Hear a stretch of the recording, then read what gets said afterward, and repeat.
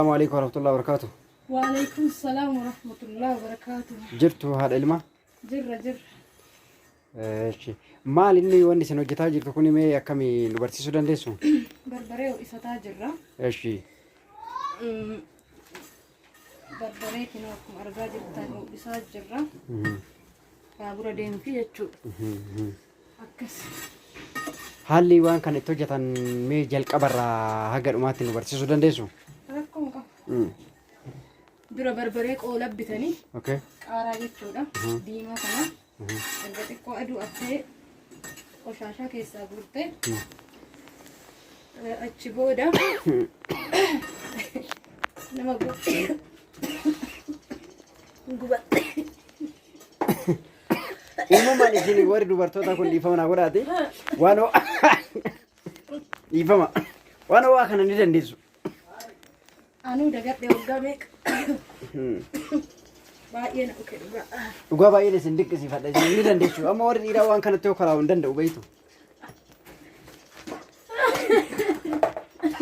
Nuke. Ara kari dute. Kun kemami jeda. Okay.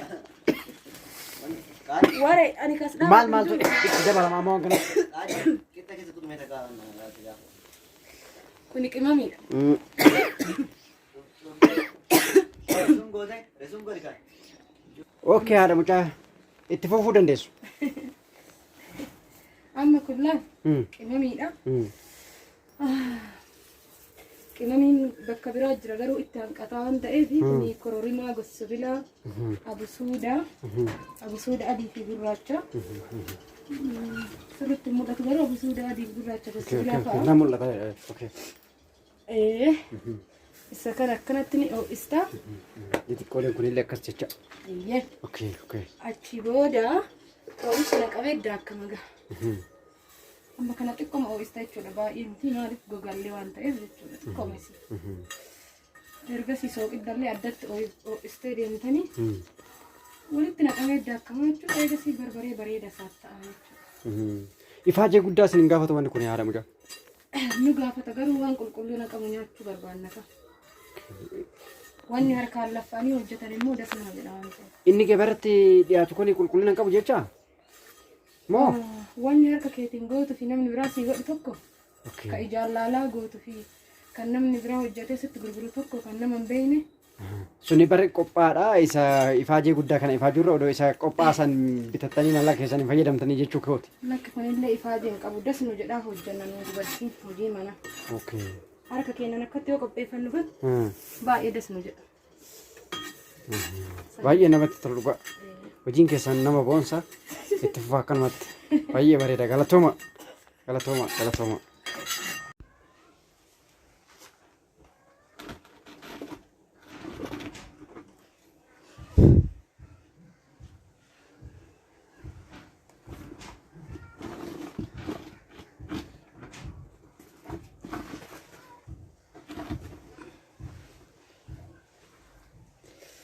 السلام عليكم ورحمة الله وبركاته. جرتو أكمي ريوت أنتي كان يوتيوب رجلت اللغة الدوني سيادة أما مرقبتو نداتو لأكما بيتني نياتا آدار سي كيسا مركزة توقف فادان تاي نمني فيديو ناك أبنزرو هدو بقانا تنتولو دجو دا وسرتين هجد هاگن دفه garuu namni viidiyoo naqarratu naamni namjiru fi kiyyaa waan hundaayyuu fi kiyyaaf danda'ee hojjetaa ta'e jechuudha.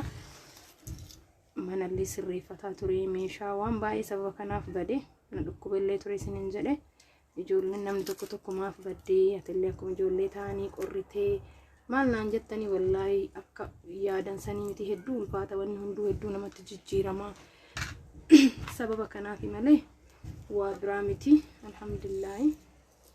Meeqoo ammamee hojjadhee nan danda'u jechuudha. Waggaa meeqa keessatti mee dagadhe moo hin daganne waan hin barbaadeef mucaan kee waan barbaadeef marqanaa godhi waan naan jedheef jechuudha. Ciisee jira jechuudha mucaa kee waan hin wannoo jedheef ammamee hojjechuu hedaa jechuudha. Bubbee waan ta'eef ibiddi dafee namaan qabatu qallaanu kana bubbeen hin jiru. Ibidda qabsiisee ooyitee irra godhadhee dhufaa jechuudha viidiyoo. Maaliif akkatti haga isin wannoo jechuu naa qabataan jiru waan ta'eef nan deebi'a. argitanii amma qabatee jira jechuudha. Isa koboota kan akkana godhanii amma koboota baadiyyaa osoo ta'e sirriitti mirxiidha jechuudha. Asitti garuu hin jiru koboonni, dirqama koboota marqama. Haala kanaan itti gootanii jechuudha. Dagadhemoon daganneedha. Kana ni matalaydanii garuu kan baadiyyaatti qopheeffamuu fi kan asitti magaalatti amma kun hin gurguramaa jechuudha. Namni hojiin hin jiru biyya keessaa maal jedha garuu namni hojjetu dhugaa dubbachuuf jechuudha. Manuma ta'anii hojiin hin jiru, jiruun nutti qaalofte maal jedhan garuu ka hojjetu inni hojjetee jiraata jechuudha. Fakkeenyaaf warreen Guraagee Silxeen kunniin jechuudha. Koboota kanneen horii dallaban san jalaa goggogsanii haala kanaan gurguran. Namni biddeen tolfatu kan hoteela mana nyaataa fa'aa qabu qoraan waan sirriitti eelee fa'aa hin ho'isneef jecha elektirikii biyya keenyaa ni beeytu kana hin bitanii jechuudha. Kumtaalli birrii 300 kumtaalli muluun isaa laala koboota jechuudha kan dhoqqee horii jalaa bahu. Kanaaf namni hojiin hin jiru maal jedha garuu yoo hojjette hojiin ni jira jechuudha. Jiruun qaaloftee hojiin hin jiru jedhan ta'anii mana jechuudha. So waan akkan hojjetini sirriitti ni jira jechuudha. Nama hojjetee fi jireenyi baay'ee fooyya'insa qaba.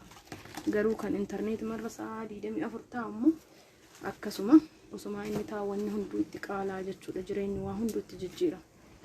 Wallaahi nuti amma ijoolleen biyya ambaa jirru intarneeta fayyadamne jenna garuu nuti nuun fayyadamnu akka isaaniitiif isaan sirriitti daran nu caalaa fayyadamanii jechuudha.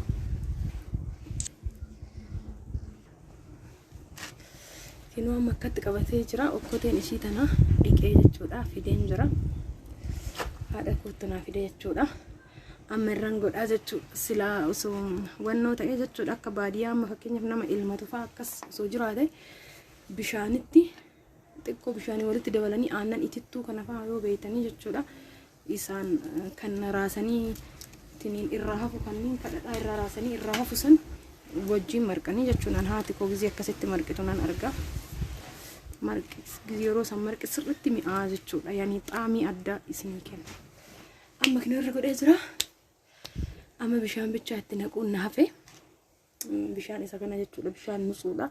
Jookitti fidee dhufe kan shaayii minaan danfisnu jechuudha. Bishaan birkaati isa kana fidee jira. Bishaan qulqulluudha. Huura keessa laalee itti naqadhaa jechuudha.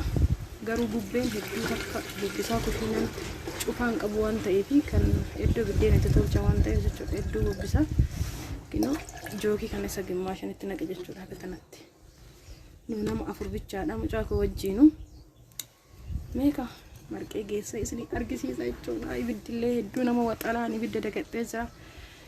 Dhugaa akkasii hordoftoota tiyyaa jiruun baay'ee ulfaatti yoo haarawa galtan kana yoo namni isin gargaaru hin jiraatin hedduu isinitti ulfaataa. Bakka waa hundi isin jijjiiramaa, qilleensi isin jijjiiramaa, nama beeytan kana keessummaa yoo dhufan isin cinquu bakka akkam jedhee isinitti ta'anii dhugaa baduun barbaanne ture garuu waanuma jabaattee na balleesse.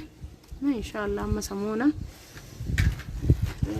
wajjin hojjanna jechuudha. Viidiyoo nan dhufa ammarraa jechuudha. Ammarraa kinoo manni koo duwwaa ta'e jechuudha. Gizee hunda keessummaadha manni namatti mijatu. Namni baadiyyaa irraa dhufaa nama baay'eedha. Nama tokko lamaa miti.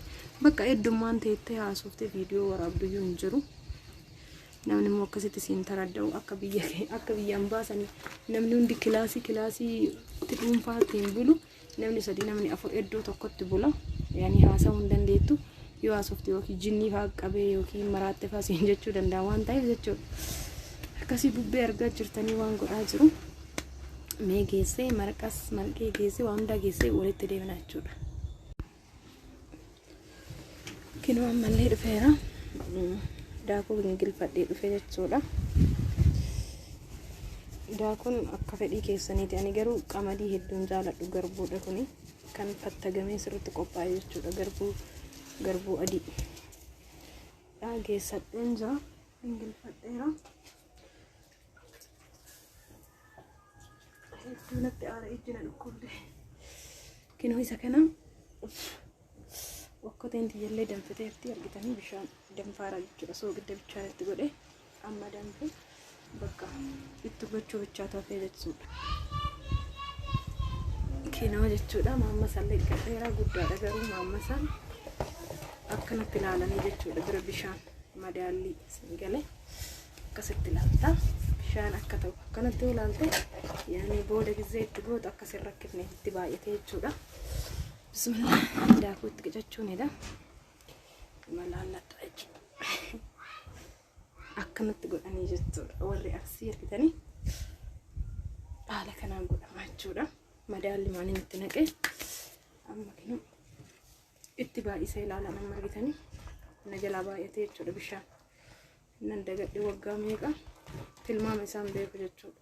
Turee jira waan ta'eef bishaan itti na jalaa baay'ate okkoteen xiqqoodha. Garuu akkanumatti malumaan hojjedha jechuudha.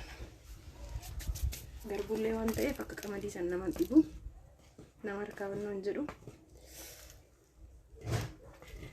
kan mammalaan godha malee hin baay'ate amma bishaan baay'eetti baay'ate jechuudha. Bishaan baay'ee na jalaa baay'ate rakkoodha. Mooyaan hin jiru. Moon hin jiru.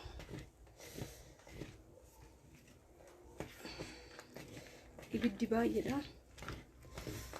Okkoteen tan aannan barattee jechuudha argitanii. Waan aannan baratteef akkana ol fiidi.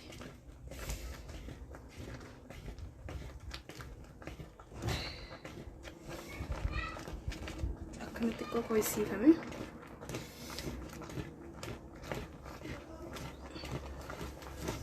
Hedduu akkana gubaa jira ibiddi garuu obseetumaan dhugu.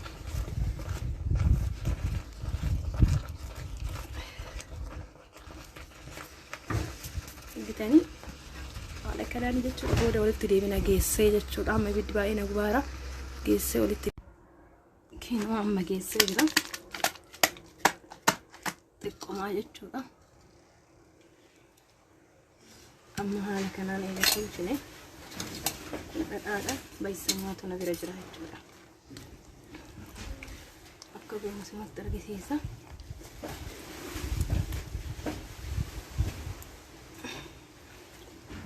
Haala kanaan godhan dagadhee lamlee garuu akkanatti goonee dhadhaa sirriitti qiccina jechuudha. Dhadhaan ofii bakka gisee as keessa dhufe ho'aa waan ta'eef bitanii haala kanaan afaan isaa garuu seeraan hin sirreessiniini haga jalaa laalattee haga jalaa godha. Haala kanaan sirrateera barbaadama isa kana. Barbareen itti godhamaan fi dhadhaan kan bassoon hojjetame waan ta'eef barbareen qabu dura kan bassoo irraa hafe kanatti itti godhaa jechuudha. Barbaree hedduu jaalatanii maatiin kiyya. Barbaree mana waan ta'eef miidhaan qabu hedduun jaaladhaan illee amma ittiin fida jechuudha. Haala kanaan hojjedheera. Isaan fakkaata jechuudha. Marqaan har'a qopheessa xaamii isaa mootuu ka biran jirtanii maal isinii godhu meeqoo shoreetiin isinitti argisiisa jechuudha. Nyaadhee xiqqoo irraa gisee baadiyyaa deemsan hedduu nyaadhee ture garuu mi'aarra mana kiyyatti qabbeessa dheetiin as kana fakkaata.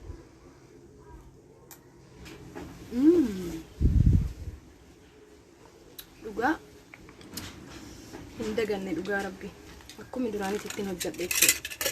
Garuu qallaan kana nan dadhabsiifne waanuma kana hojjetuu fi bakka amma deemee jira nyaachuu fi keessummaan illee mana